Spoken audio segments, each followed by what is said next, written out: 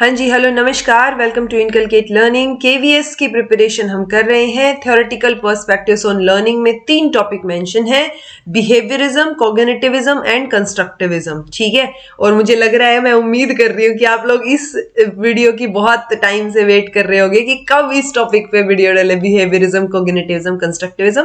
Because हाँ, थोड़ा बहुत मटीरियल जो है इस पे ऐसे वो होता है ना, कॉम्पैक्ट मटीरियल कहीं से मिलना मुश्किल हो जाता है, क्योंकि इस पे आपको इंटरप्रेट ज्यादा करना होता है। बट स्टिल अगर आप खुद पढ़ना चाह रहे हैं या बुक से, या कई स्टूडेंट बोलते हैं कि मैम बुक या साथ साथ बता दिया कीजिए, सो इंटरनेट वगैरह से तो ऑब्वियसली आप देख सकते हैं। प्लस एक बुक है जी, टीचिंग एंड लर्निंग की, teaching and learning by SK Mangal and Shubhra Mangal. Okay, Shubhra Mangal, वहां से मैंने सारा मटेरियल देखा है। और एसके मंगल की बहुत सारी बुक्स हैं, but SK Mangal with Shubhra Mangal जो बुक है उसमें आपको मिल जाएगा। अगर आप बुक नहीं खरीदना चाह रहे हैं तो एक और छोटा सा आइडिया ट्रिक मैं बता देती हूँ। जब आप अमेजोन पे जाएंगे और वहां पे किंडल एडिशन करेंगे ना, तो उस किंडल एडिशन में जो सैंपल आपको मिलता है, उस सैंपल वाले पोर्शन में एटलीस्ट बिहेवियरिज्म और कॉग्निटिविज्म जितना पोर्शन आपका डाउनलोड हो जाएगा। सो आप वहां से भी पढ़ सकते हैं, और वहां पे डिटेल में थियरीज भी दे रखी है। मैं थियरीज नहीं करवाऊंगी आज, क्योंकि मैंने थियरीज करवा रखी है, और मैंने लास्ट लेक्चर में भी आपको बोला था कि बिहेवियरिज्म से रिलेटेड एटलीस्ट जो थियरीज मैंने आपको बोली थी कि वो थियरीज आप पढ़ लीजिएगा ये अगला लेक्चर देखने से पहले। ठीक है, तो मैं उम्मीद कर रही हूं और ये मान के चल रही हूं कि जो पैवलोव की, थॉर्नडाइक की, स्किनर की, ये जो थियरीज मैंने आपको बताई थी गायने की, ये आपने देख ली होंगी। Okay, this is presented by me Raveena. अगर आपको वीडियोस इंफॉर्मेटिव लग रही हैं तो फ्री में सब्सक्राइब कर दीजिएगा। बिल्कुल सब्सक्राइब करना बिल्कुल फ्री है। ठीक है, चलिए आगे चलते हैं। देखिए, बिहेवियरिज्म, आपको मेजरली बिहेवियरिज्म में ये चीज ध्यान रखनी है कि सारी चीजें कहां फोकस कर रही हैं कि जो सब्जेक्ट है वो कैसे बिहेव कर रहा है। ओके, जितने भी एक्सपेरिमेंट आप देखेंगे, चाहे वो पैवलोव का हो, थॉर्नडाइक का हो, स्किनर का हो, सबने किस पे एक्सपेरिमेंट किया है? एनिमल्स पे एक्सपेरिमेंट किया है। ओके, उनके एक्सपेरिमेंट के बेसिस पे, यानी जो वो स्टिमुलस दे रहे थे उसके बेसिस पे कैसे रिस्पॉन्ड ये एनिमल्स कर रहे थे। ओके, वो रिस्पॉन्ड मतलब कैसे बिहेव कर रहे थे, तो उस बिहेवियर के ऊपर हम फोकस कर रहे थे कि वो कैसे बिहेव कर रहे हैं अगर हम कोई स्टिमुलस उनको देते हैं। तो स्टिमुलस और रिस्पॉन्स जो है उसके ऊपर सारा का सारा फोकस जो है बिहेवियरिस्टिक अप्रोच का है। सो बिहेवियरिज्म क्या रिप्रेजेंट करता है? एक स्कूल ऑफ साइकोलॉजी लगा लीजिए या एक डॉक्ट्राइन लगा लीजिए, जो कि एम्फेसिस करेगा, किसके ऊपर एम्फेसिस कर रहा है? Study of behaviour. यहाँ पे एनिमल का बिहेवियर देख रहे हैं ना, हम देख रहे हैं कि पैवलोव का डॉग जो है वो कैसे बिहेव कर रहा है, या फिर कैट कैसे बिहेव कर रही है थॉर्नडाइक की, स्किनर का रैट कैसे बिहेव कर रहा है, पिजन कैसे बिहेव कर रहा है। सो ये बिहेव कैसे कर रहे हैं, इनका व्यवहार कैसा है। ठीक है, कुछ स्टूडेंट्स ऐसे ही बोलते हैं मैम हिंदी में बता दिया कीजिए। भाई जो ये वर्ड्स हैं जैसे बिहेवियरिज्म को हिंदी में, वो तो आप खुद को पता होगा ही और देख लेंगे आप, अदरवाइज मैं पूरा हिंदी में ही समझाती हूँ। ठीक है, और बाकी हिंदी में मैं लिखने लग जाऊं तो मुझे टाइम ज्यादा लग जाएगा, क्योंकि हिंदी में मैंने पढ़ा नहीं है ज्यादा, तो हिंदी में मुझे बहुत ज्यादा सर्च करके और टाइम लगा के लिखना पड़ेगा, उसमें आप लोगों का भी टाइम जाएगा कि मैं फ्रीक्वेंटली वीडियोस नहीं डाल पाऊंगी। ओके, सो मैं समझाती तो हिंदी में ही हूं, अगर फिर भी आपको कुछ समझ ना आए पर्टिकुलरली तो आप कमेंट करके पूछ लिया कीजिए। सो बिहेवियरिज्म ये स्कूल किसके ऊपर फोकस करता है? Study of behaviour. किसका बिहेवियर? जो इंडिविजुअलिटी है, मतलब जो इंडिविजुअल का बिहेवियर है उसके ऊपर, उसकी इंडिविजुअलिटी जानने के लिए कि वो इंडिविजुअल इंसान कैसे बिहेव करेगा। ओके, मैंने इंसान बोल दिया, बट ये मेजरली फोकस के एक्सपेरिमेंट्स इनके एनिमल्स पे हुए हैं, ये ध्यान रखिएगा। Use of method of conditioning for the acquisition of all type of behaviour.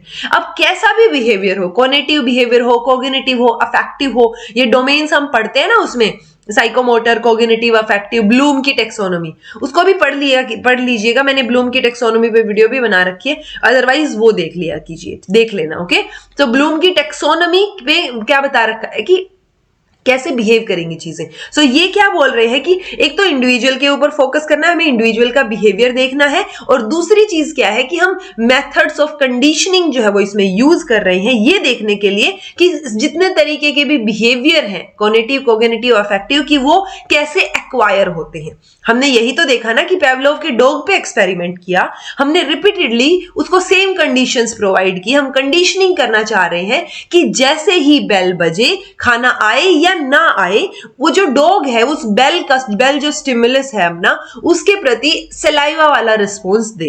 ठीक है, तो वो चीज क्या थी कि हम उसको एक बिहेवियर में ढालना चाह रहे हैं। ओके, सो दो चीजों के ऊपर हम फोकस करेंगे। आपको घुमा फिरा के जब भी हम इसकी कैरेक्टरिस्टिक पढ़ेंगे बिहेवियरिज्म की, या हम रोल पढ़ेंगे जब इसको हम, अभी तो एनिमल्स पे एक्सपेरिमेंट की बात कर रहे हैं हम, लेकिन बिहेवियरिज्म बोलता है कि जो एनिमल्स पे रिस्पॉन्ड और स्टिमुलस रिस्पॉन्स का जो बिहेवियर दिखा है ना, वो सेम चीज ह्यूमन पे भी अप्लाई होगी। यानी कि अगर क्लासरूम में टीचर जो है वो रिपीटेडली किसी बच्चे को कोई चीज बोले और कंडीशनिंग करे उस बच्चे की, तो वो क्या हो जाएगा, वो बच्चा जो है वैसे ही बिहेव करना शुरू कर देगा। ठीक है, एक्सपेरिमेंट कहां किए हैं इन्होंने बिहेवियरिज्म में, यूजुअली एनिमल्स के ऊपर।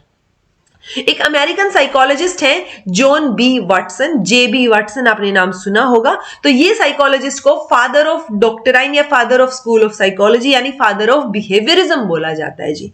तो एक नाम आप ये याद रखेंगे। ये जो फादर ऑफ बिहेवियरिज्म है, इन्होंने, ऑल्दो पेवलोव के एक्सपेरिमेंट पहले थे, तो पेवलोव ने जो एक्सपेरिमेंट किए थे उनका रेफरेंस लेके इन्होंने क्या किया कि same experiment, same in the sense कि ये, अगर हमने ये बोला ना कि एनिमल के ऊपर जो एक्सपेरिमेंट कर रहे हैं वो अगर आप ह्यूमन पे करेंगे तो हमें रिस्पॉन्सेज अच्छे मिलेंगे, तो सेम चीज जे.बी. वाटसन ने क्या की, जो पेवलोव ने एक्सपेरिमेंट किए थे एनिमल पे यानी डॉग के ऊपर, वो वाटसन ने एक बच्चे पे करके देखा। ठीक है, तो उन्होंने क्या बोला वाटसन ने उसके बाद कि आप अगर मुझे कोई भी बच्चा दे देंगे ना तो मैं उसको कुछ भी बना सकता हूं। ठीक है, यानी कंडीशनिंग से, बार बार अपने उसके एनवायरमेंट और उसकी कंडीशनिंग। सो बिहेवियरिज्म में तीन चीजें याद रखेंगे, मैं एक बार रिपीट कर देती हूं अगर कंफ्यूजन हुआ हो तो। इंडिविजुअल के ऊपर, इंडिविजुअल के बिहेवियर के ऊपर फोकस कर रहे हैं। मेथड ऑफ कंडीशनिंग हम यूज कर रहे हैं जितने भी तरीके के बिहेवियर्स होते हैं उनको एक्वायर करने के लिए, कि वो बिहेवियर उसमें आ जाएं। Okay, JB. Watson father of behaviourism, इन्होंने पेवलोव का एक्सपेरिमेंट जो थे, पेवलोव रशियन साइकोलॉजिस्ट थे, वो पायोनियर हैं देखा जाए तो, क्योंकि यूजफुल एक्सपेरिमेंट और डाटा उन्हीं का था, आइडिया उन्हीं का था। बट उसके बाद इसको वो होता है ना नाम देना या फिर नींव रख देना, वो फिर किसने किया आगे, वाटसन ने किया। वाटसन ने ये चीजें देख के बहुत कन्विक्शन के साथ, उन्होंने एक लिटिल एल्बर्ट एक्सपेरिमेंट भी बोलते हैं, ठीक है, नाम याद रख लीजिएगा, लिटिल एल्बर्ट एक्सपेरिमेंट, क्योंकि कई स्टूडेंट्स पूछते हैं कि मैम ये जो है इसका किसी का नाम पूछा जा सकता है, तो आई डोंट थिंक कि केवीएस में आपसे पेवलोव के कुत्ते का नाम पूछा जाएगा। ओके, वो चिंपैंजी का नाम सुल्तान इसलिए पूछ लिया जाता है क्योंकि उसमें मेंशन्ड है कहीं ना कहीं उनकी थियोरी में ओपनली, तो ऐसे कुछ डीप में जाके नहीं है चिंपैंजी का नाम भी, उन्होंने बहुत सारे चिंपैंजीज पे काम किया था, बट सुल्तान नाम जो है वो थोड़ा सा फेमस सा हो गया। ओके, सो एल्बर्ट, लिटिल एल्बर्ट एक्सपेरिमेंट बोलते हैं जे.बी. वाटसन का एक्सपेरिमेंट। वो करने के बाद उन्होंने क्या बोला 1926 में बोल्डली एक स्टेटमेंट दिया कि give me dozen healthy infants, यानी 12 बच्चे मुझे हेल्दी दे दो जो इन्फेंट हैं, पैदा ही हुए अभी, well informed and my own specified world. तो मेरा जो वर्ल्ड है, मैं जो चीजें क्रिएट करूंगा उनके लिए, जो कंडीशनिंग उनको दूंगा, वो जो चाहे मैं वो बना सकता हूं उनको। ठीक है, मैं उनको डॉक्टर बना सकता हूं, लॉयर बना सकता हूं, artist, merchant, chief, yes even beggar या थीफ भी बना सकते हैं, ऐसा उनका कहना था। रिगार्डलेस उस बच्चे में क्या टैलेंट है, क्या उसकी कैपेबिलिटीज है, क्या उसकी टेंडेंसीज हैं, ओके, या क्या उसके पेरेंट्स रहे हैं, क्या उसके जीन्स हैं, उन सब को हटाते हुए जो मेरा मन करेगा मैं वो उस बच्चे को बना सकता हूं। सो ये बहुत बोल्ड स्टेटमेंट था, क्योंकि सबकी अपनी कुछ बेसिक कैरेक्टरिस्टिक्स भी होती हैं। हमने भी पढ़ा है कि हेरिडिटी और एनवायरमेंट दोनों से मिलके जो है बच्चे का डेवलपमेंट होता है, बट इन्होंने बोला कि सब कुछ एनवायरमेंट पे डिपेंड करता है। सो बिहेवियरिज्म में सब कुछ एनवायरमेंट को बोला गया है, ये बात याद रखिएगा। ओके, अब मेन कैरेक्टरिस्टिक्स क्या है बिहेवियरिज्म की, घुमा फिरा के आपको बिहेवियरिज्म की कैरेक्टरिस्टिक में क्या दिखेगा कि बच्चे के ऊपर फोकस किया जा रहा है, एनवायरमेंट पे फोकस किया जा रहा है, और जो आप उससे करवाना, basically conditioning, practice, repetition, drill, इन सब पे फोकस किया जा रहा है, जो उनकी थियरीज में भी आपको दिखेगा। सबसे पहली बात आती है नेचर ऑफ लर्नर, लर्नर का क्या नेचर रहेगा। सो ये बोलते हैं कि जब बच्चा पैदा होता है सो उसका माइंड जो है वो टेबुलर रासा, मतलब एक ब्लैंक स्लेट है। अब उस स्लेट के ऊपर एनवायरमेंट की वजह से जो आप लिखना चाहेंगे वो लिख सकते हैं, जैसा कि जे.बी. वाटसन ने बोला कि जो मैं उसको बनाना चाहूं वो बना सकता हूं। ओके, सो नेचर क्या रहेगा लर्नर का अकॉर्डिंग टू बिहेवियरिज्म। मैं ये नहीं बोल रही कि ऐसा होता है, हम बात कर रहे हैं अभी बिहेवियरिज्म की, तो बिहेवियर पे फोकस कीजिए। ओके, तो सब कुछ क्या है, एनवायरमेंट है, उसका जो एनवायरमेंट है वो डिसाइड करेगा क्या चीजें होंगी, और हेरिडिटी का कोई रोल नहीं होगा बच्चे का बिहेवियर जो है उसको शेप करने में। ओके, इन जनरल बिना किसी बिहेवियरिज्म कॉग्निटिविज्म लिखे आपसे पूछा जाता है कि बच्चे के डेवलपमेंट, जो हमने in general growth and development पढ़ा ना अभी सिलेबस में, सो ग्रोथ एंड डेवलपमेंट किस पे डिपेंड करेगा, तो वो हेरिडिटी और एनवायरमेंट के प्रोडक्ट पे डिपेंड करेगा। बट बिहेवियरिज्म की अगर पूछ लिया गया कि बिहेवियरिज्म के अकॉर्डिंग बच्चे का डेवलपमेंट क्या है या बच्चा का नेचर क्या है, लर्नर का नेचर क्या है, सो वो क्या नेचर है भाई, बिल्कुल ब्लैंक स्लेट है, टैबुला रासा, और हेरिडिटी का कोई रोल नहीं होता और सब कुछ जो है वो एनवायरमेंट करता है। ओके, एनवायरमेंट इज एवरीथिंग, सब कुछ एनवायरमेंट शेप करेगा, उसका बिहेवियर कैसा होगा, उसको जो डायरेक्शन दी जा रही है, जो कंडीशनिंग दी जा रही है, सब कुछ बिहेवियर मतलब उसका जो भी चीज है उसमें बदलाव आएंगे वो एनवायरमेंट की वजह से आएंगे। ठीक है, नेक्स्ट है similarity between human and animal learning, जो मैंने अभी आपको बताया था कि जो एक्सपेरिमेंट्स तो एनिमल्स पे हुए हैं या बर्ड्स पे हुए हैं, ज्यादा ज्यादा पिजन ले लिया था उन्होंने, चिकन्स ले लिए थे, सो उनके ऊपर एक्सपेरिमेंट हुए हैं, लेकिन रिसर्च जो है वो किसी पे भी हुआ हो, बट हम इसको जनरलाइज, जो इसकी फाइंडिंग्स हैं, जो इसके रिजल्ट्स हैं, उनको जनरलाइज कर सकते हैं हम ह्यूमन बींग्स के लिए। ओके, एक्सपेरिमेंट्स किस पे हुए, ये याद रखिएगा कि थॉर्नडाइक ने कैट, चिकन, रेट्स पे किए, मेजरली फेमस उसका कैट का एक्सपेरिमेंट है। पावलोव ने डॉग के ऊपर, स्किनर ने रैट और पिजन, बट रैट वाला हम ज्यादातर लेके चलते हैं। ओके, सो ये याद रखिएगा किसने कौन से एनिमल या बर्ड के ऊपर एक्सपेरिमेंट किया है। देन आती है next focusing on observable behaviour, तो हम इसमें बिहेवियरिज्म की कैरेक्टरिस्टिक क्या है या फीचर क्या है, हम इसमें फोकस कर रहे हैं बिहेवियर को ऑब्जर्व करने में।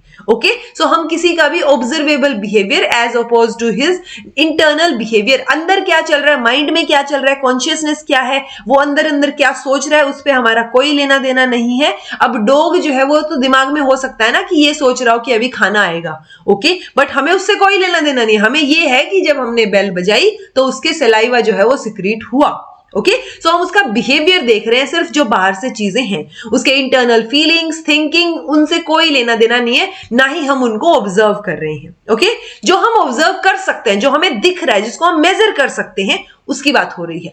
For this purpose it argued that it is only the observable behaviour that can be objectively and scientifically measured, so जो ऑब्जर्व हो रहा है उसी को मेजर कर सकते हैं। अब थिंकिंग, उसके दिमाग में क्या चल रहा है वो हम नहीं पढ़ सकते, हम उसको मेजर नहीं कर सकते, इसलिए ये उस पर फोकस ही नहीं कर रहे, ये सिर्फ फोकस कर रहे हैं किस पे, जो ऑब्जर्व किया जा सकता है, उस बिहेवियर पे जो मेजर किया जा सकता है, क्योंकि जिसको आप ऑब्जर्व कर सकते हो, देख सकते हो, उसी को आप मेजर कर सकते हो। Okay, therefore it is the only one that can be made as a subject of experimental and scientific study by the psychologist and researcher, तो वो मेजर जिसको कर सकते हैं वो उसी पे फोकस करेंगे, और वो मेजर सिर्फ ऑब्जर्वेबल बिहेवियर को कर सकते हैं, इंटरनल बिहेवियर से कोई लेना देना नहीं है। Behaviour as a stimulus response mechanism, और बिहेवियर हो क्यों रहा है, कोई स्टिमुलस दिया, उसके रिस्पॉन्स में जो चीजें आई वो बिहेवियर है, तो ये बिहेवियर क्या हो गया, स्टिमुलस और रिस्पॉन्स का मैकेनिज्म हो गया। ओके, तो no matter how complex it can be reduce to simple stimulus response mechanism, तो कोई चीज कितनी भी कॉम्प्लेक्स हो, हम उसको सिर्फ इतना रखेंगे कि स्टिमुलस दिया, जैसे बेल बजाई पावलोव ने, और रिस्पॉन्स में क्या आया, सलाइवा सिक्रीट हुआ, दैट्स इट।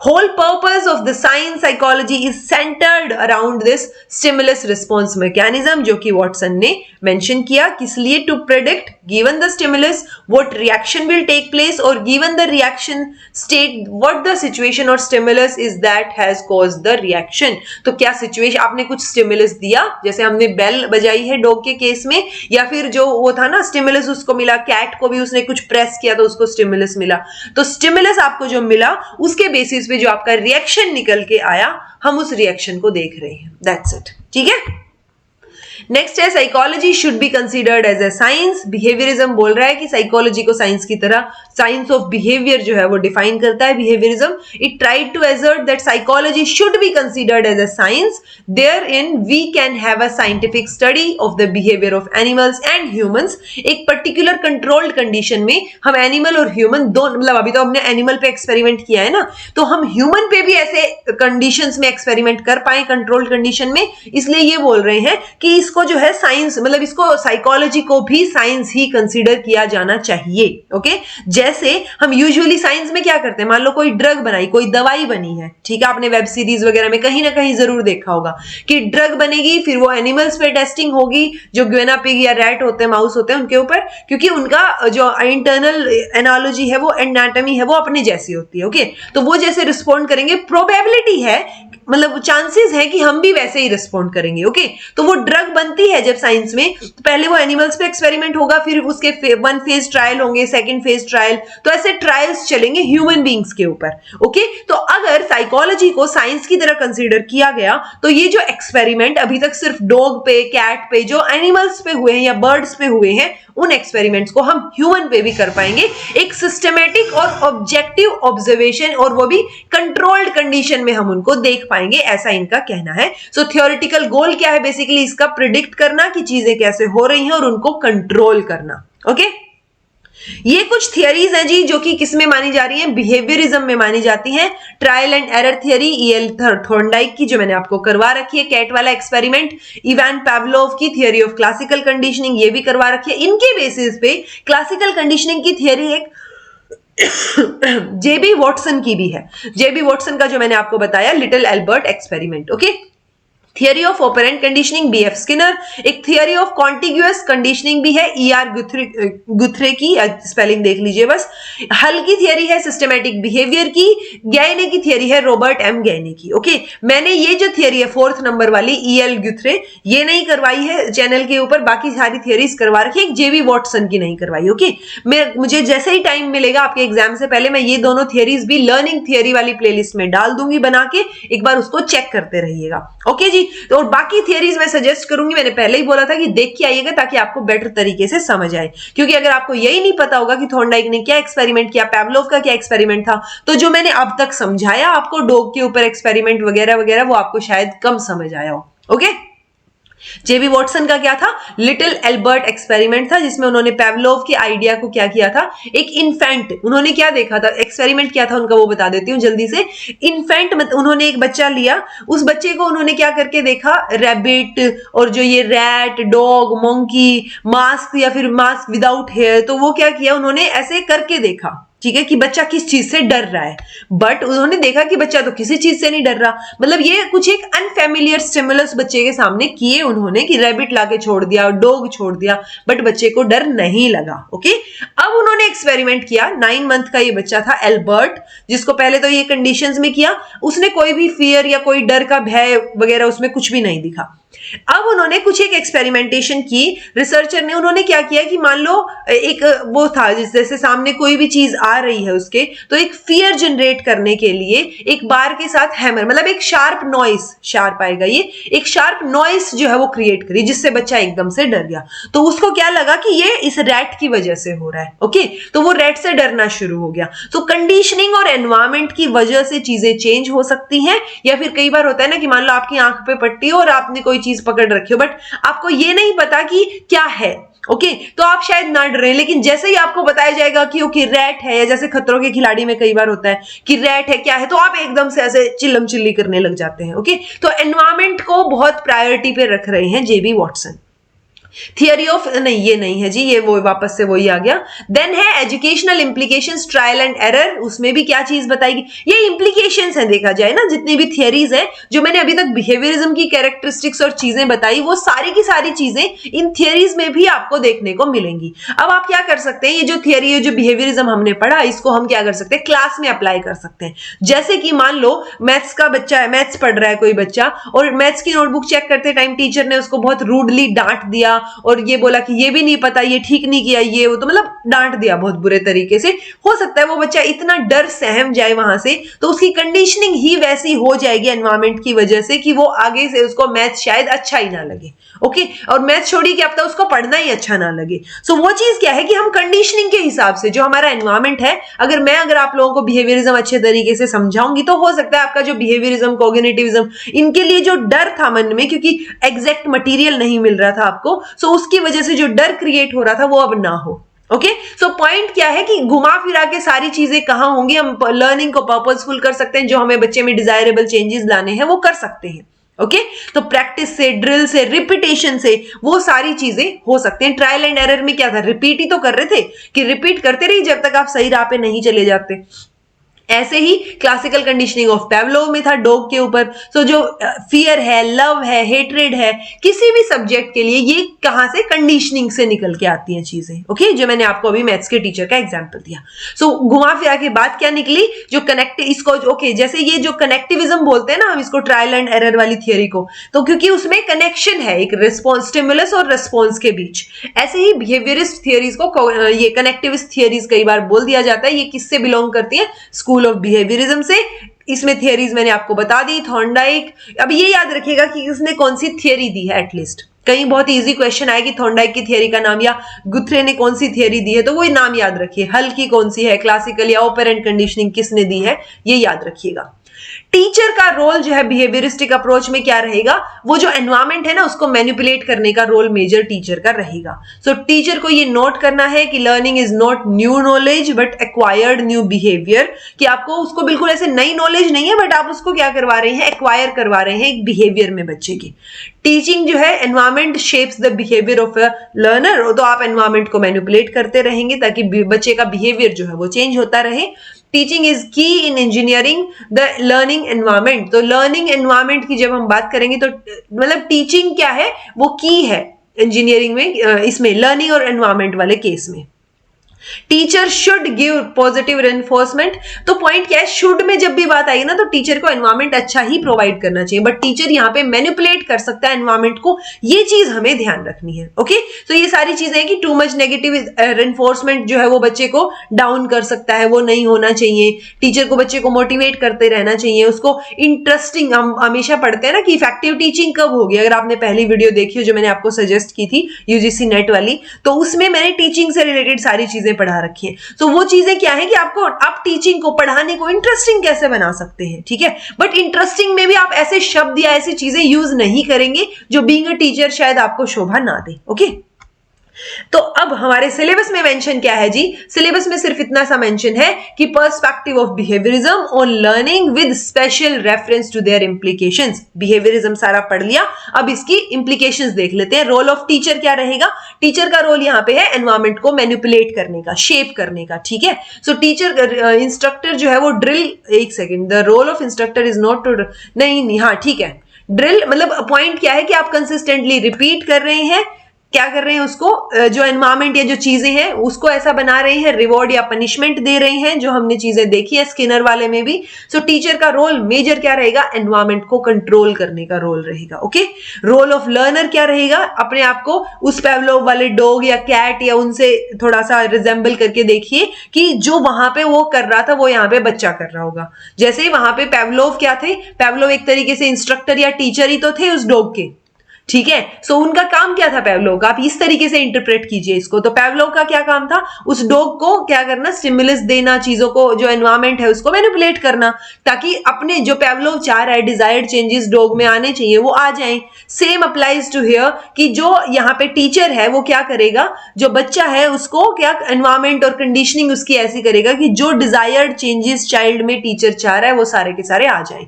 वहां पे डॉग क्या कर रहा था, आराम से खड़ा था और बस जो रिस्पॉन्सेज निकल रहे थे वो दे रहा था। सेम अप्लाइज हियर, लर्नर का रोल क्या रहेगा, जो टीचर कंट्रोल्ड एनवायरमेंट है उस एनवायरमेंट में जो जो चीजें उससे आ रहा है बिहेवियर वो करना, दैट्स इट।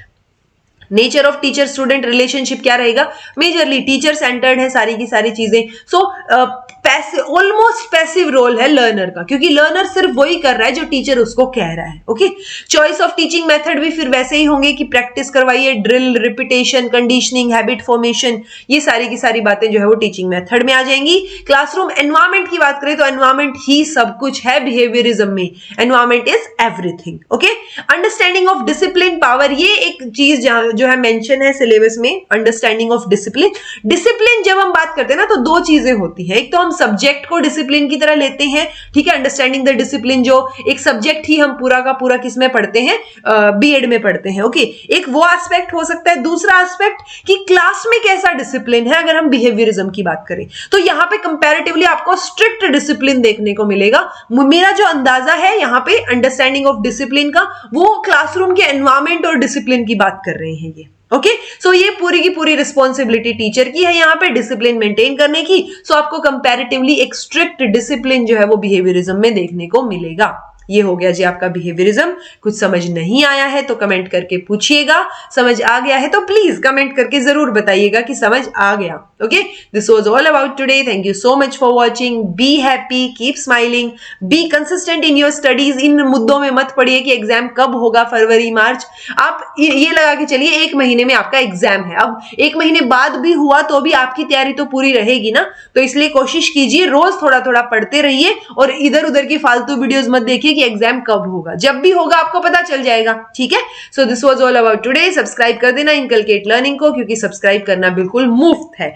फ्री में आप सब्सक्राइब कीजिए और फ्री में सारे के सारे कंटेंट वीडियोस देखिए। ठीक है, this was all about today. Thank you so much for watching. Be happy, keep smiling.